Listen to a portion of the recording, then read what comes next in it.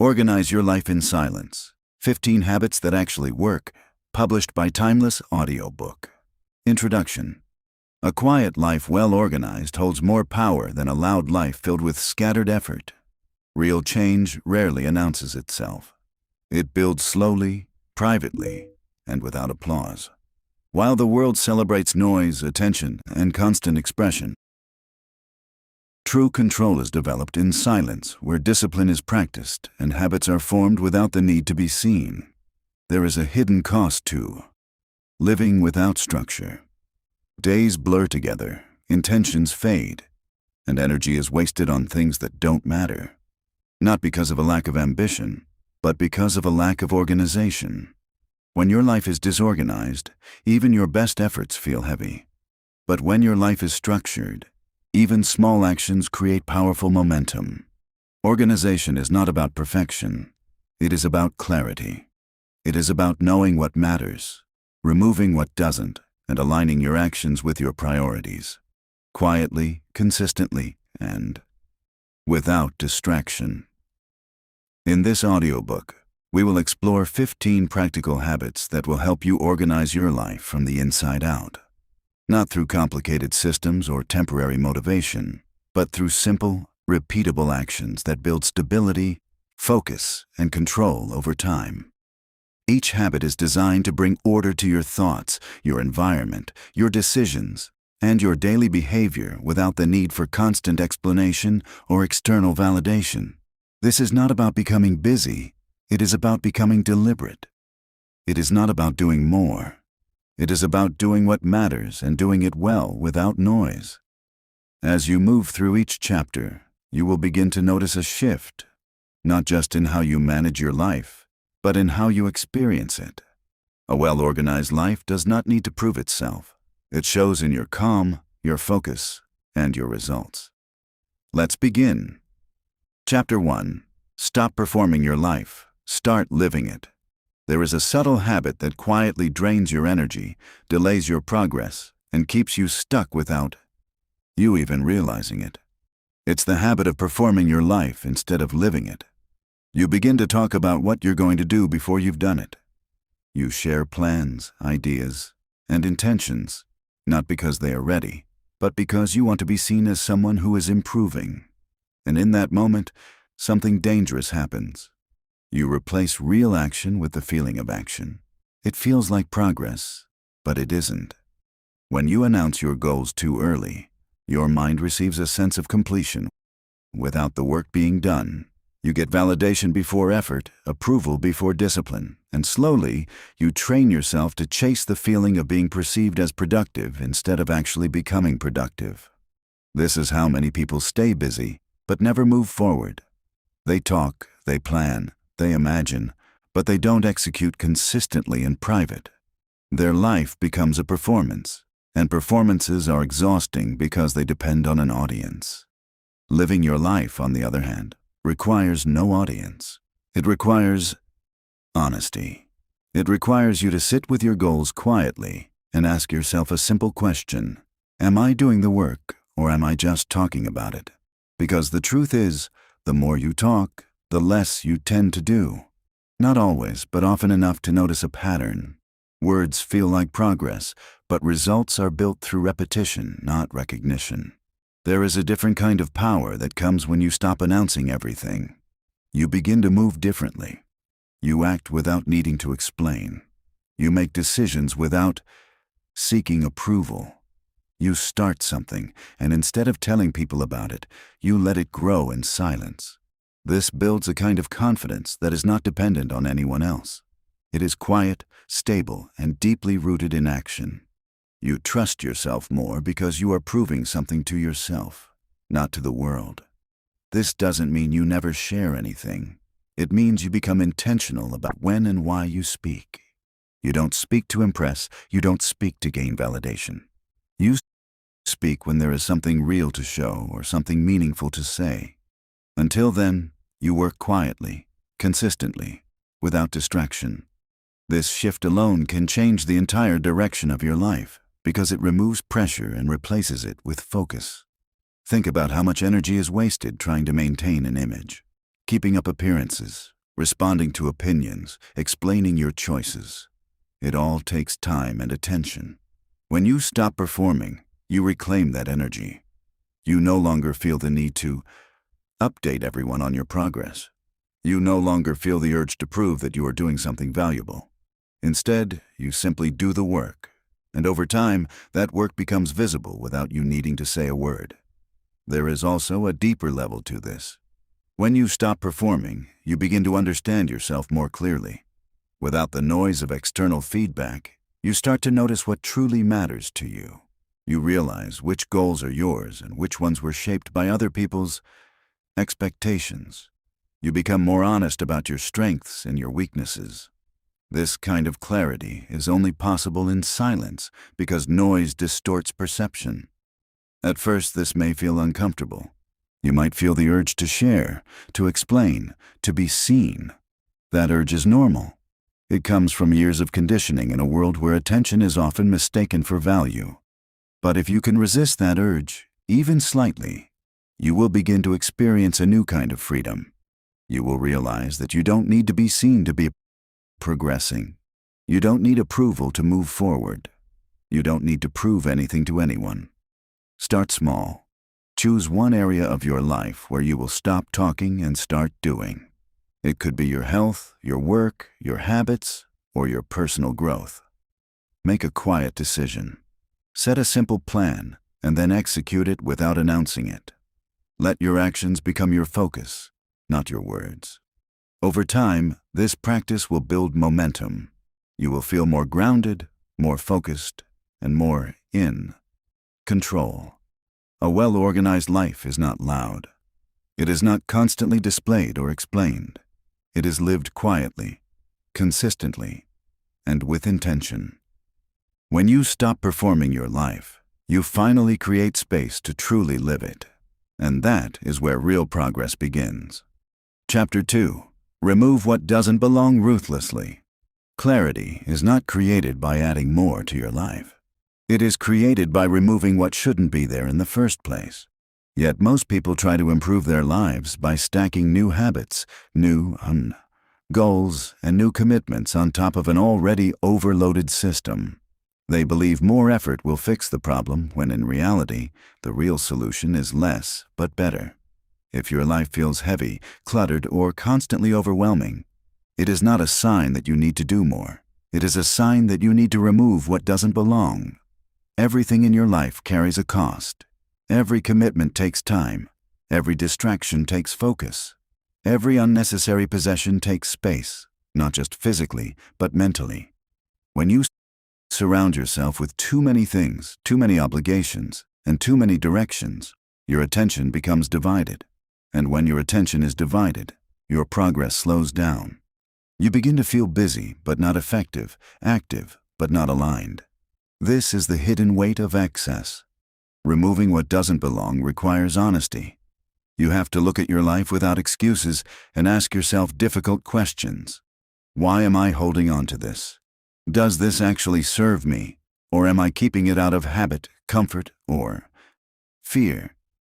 Sometimes what you need to remove is obvious: physical clutter, unused items, unnecessary distractions. But often the deeper problem lies in less visible areas: commitments you no longer believe in, relationships that drain your energy, habits that no longer align with who you want to become. Let's start with your environment. Your physical space influences your mental state more than you realize. A cluttered space sends a constant signal to your mind that things are unfinished, disorganized, and out of control. Even if you try to ignore it, it quietly drains your focus. When your space is clear, your thinking becomes clearer. You don't need a perfect environment, but you do need a controlled one. Remove what you don't use. Keep only what supports your daily life. Let your space reflect simplicity and intention, not accumulation. Then there is your time. Many people fill their days with activities that feel necessary, but are not truly important. They say yes too quickly, take on more than they can handle, and end up spreading themselves too thin. The result is predictable. They start many things, but finish very little. If you want to organize your life, you must protect your time with discipline. This means saying no more often, not aggressively, not rudely, but clearly. Every time you say yes to something unnecessary, you are saying no to something meaningful. Your mental space matters just as much. What you consume daily, information, opinions, content, shapes how you think and feel. If your mind is constantly filled with noise, it becomes difficult to focus on what truly matters. You may feel informed, but not effective. You may feel engaged, but not productive. Removing what doesn't belong in this area means being selective about what you allow into your mind. Not everything deserves your attention. Not every opinion deserves your consideration. Learn to filter. Learn to disconnect when necessary. Silence is not emptiness. It is space for clarity. There is also the emotional side of removal. Some things stay in your life not because they are useful, but because they are familiar. Old habits, outdated goals, even certain relationships.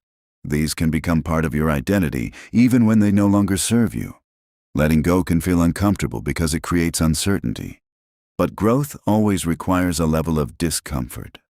You cannot create a new version of your life while holding on to everything from the old one. At some point, you have to decide what stays and what goes. Being ruthless does not mean being careless. It means being intentional. You are not removing things out of frustration, but out of clarity. You are choosing to keep only what aligns with the life you want to build. This requires discipline, because there will always be something trying to enter your time, your space, or your attention. If you are not careful, your life will slowly fill up again with things that don't matter. Start small, but start decisively. Choose one area, your room, your schedule, your digital space, and begin removing what is unnecessary.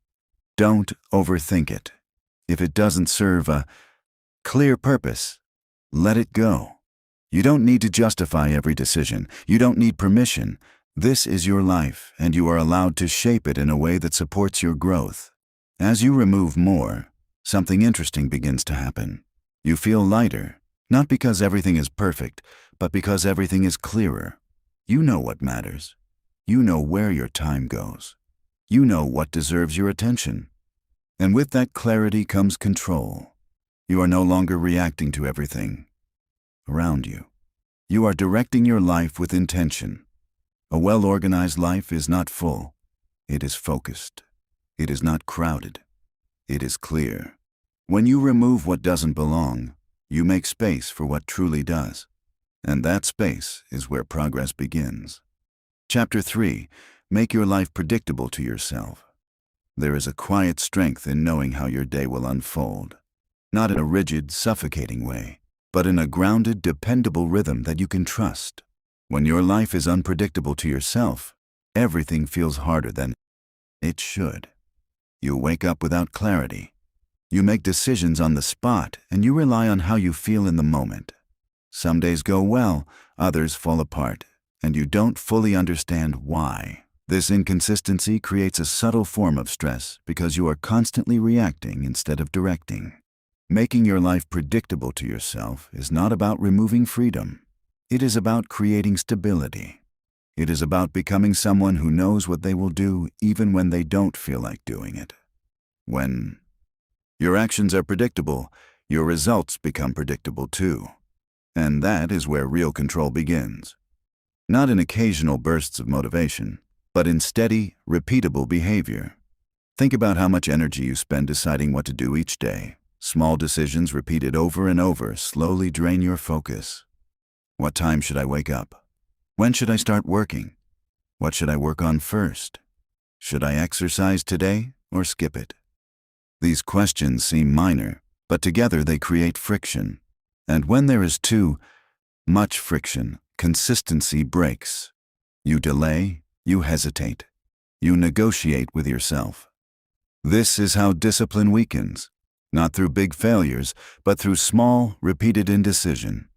Now imagine removing that friction. You wake up at a set time. You begin your day with a simple, consistent routine. You know what needs to be done and you begin without overthinking. There is no debate, no delay, just action. This is the power of predictability. It turns effort into habit and habit into identity. You stop asking yourself whether you should do something because it is already decided. This does not mean your entire day needs to be planned in detail. In fact, too much rigidity can create resistance. The goal is not to control every minute, but to create anchor points, key actions that structure your day, your morning routine, your work blocks, your time for rest. These become fixed elements that guide everything else.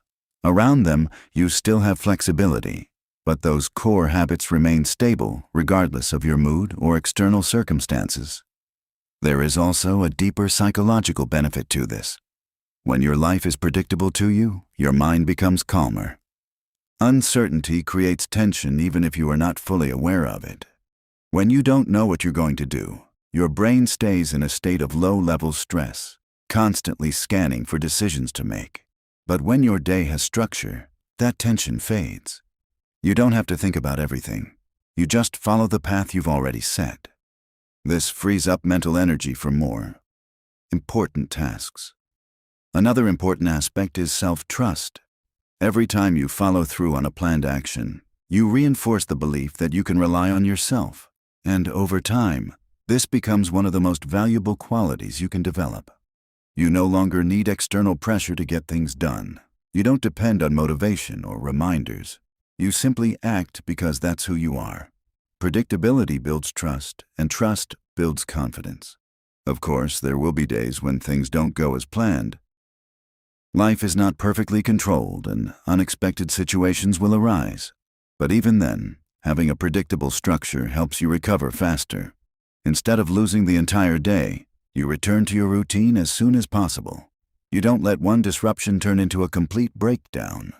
This resilience comes from having a system, not from relying on willpower. To begin, you don't need a complex plan. Start with a few simple decisions. Choose a consistent wake-up time. Define a short morning routine that you can follow every day. Decide when you will focus on your most important work. These small anchors create a foundation. As they become stable, you can build around them, gradually shaping a day that works for you. Avoid the temptation to constantly change your routine. Many people start strong, then adjust too often, searching for a perfect system. But perfection is not the goal. Consistency is. A simple routine followed daily is far more powerful than a perfect routine that is never sustained. Give your structure time to settle. Let it become part of your life, not something you are always trying to improve. When your life becomes predictable to you, something shifts internally. You feel more in control, not because everything is easy, but because everything is clear. You know what needs to be done and you do it. There is less hesitation, less confusion, and less wasted energy. You move through your day with purpose, not reaction. A disorganized life feels random. An organized life feels intentional. And that intention begins with predictability, not imposed from the outside, but created by your own choices repeated until they become who you are. Chapter 4. Build a life that doesn't need motivation. Motivation feels powerful when it appears. It gives you a sudden surge of energy, a clear vision, and the desire to take action immediately. In those moments, everything feels possible. You plan, you commit, and you promise yourself that this time will be different. But the problem with motivation is not how it starts. It's how it disappears. What once felt exciting quickly becomes difficult. The same tasks that felt easy now feel heavy, and without realizing it, you begin to slow down, delay, or stop altogether. This cycle repeats, and over time, it creates frustration because you begin to doubt your own consistency. The truth is simple, but often ignored. Motivation is unreliable. It is emotional, temporary, and unpredictable. If your life depends on motivation, your progress will always be unstable. Some days you will move forward and other days you will do nothing.